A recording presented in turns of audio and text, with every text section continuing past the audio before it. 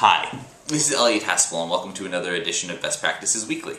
Today we're going to be talking about using technology to teach vocabulary, and this comes from an article in The Reading Teacher in which two university instructors, including one from Vanderbilt University, talk about how we can use vocabulary to go beyond the traditional modes of teaching vocabulary and really get students deeply engaged and invested in learning new words and ultimately accelerate their learning. So, this article included 10 strategies for using technology to teach vocabulary, but I picked up 4 which I think are particularly applicable and particularly novel. So, the first one is the idea of visual representations of words in text. And a lot of vocabulary, obviously, is about relationships between words and being able to understand how words work together.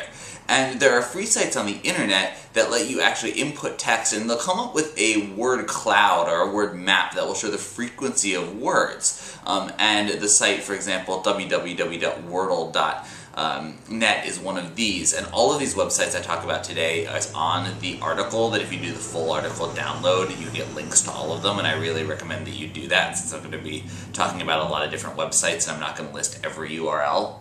So, a word cloud, for example, for the 3 little pigs, I made a small one where you might see like pigs is the most common word, wolf is a pretty common word, and house, and then smaller words like huff and puff and blow.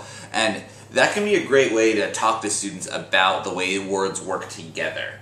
Why do we think that pigs is the biggest word, the most frequent word, and what does huff and puff, and what do they probably mean in that context if they're constantly coming up with regards to the house, in regards to the wolf. And so using visual representations of words in text is something that technology lets us do. It can be a really interesting way to engage with students about the idea of how words work together.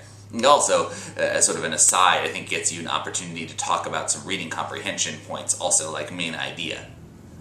The second idea that the authors talk about is this idea of a digital vocabulary field trip.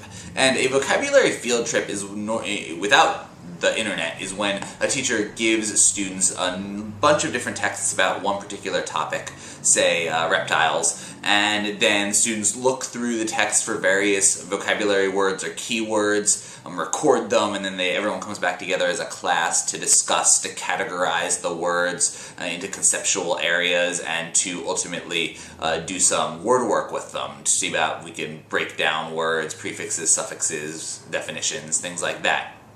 With an online or digital vocabulary field trip, though, what the authors are talking about here is that you actually have sites on the internet where you as the teacher can compile different websites on the same topic and then actually make little notes for your students and then let students literally take themselves through the websites.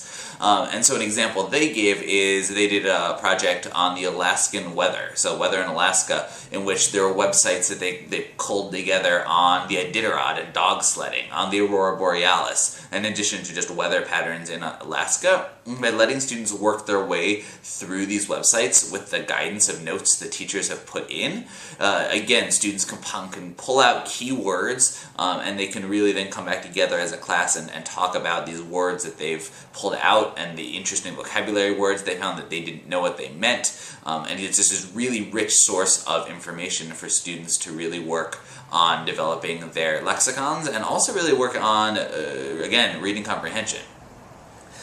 A third idea they have is this idea of letting students use multimedia to show their own vocabulary knowledge. And I think traditionally we do a lot of fun things with kids. We have them act out vocabulary words, we have them make up silly sentences, things like that. The authors are talking about here is there's also a world in which they can use technology to really display their knowledge, whether that's making a podcast about a word, whether that is actually making a PowerPoint slide where they they choose a picture and then they make a caption on that slide that shows the meaning of the word.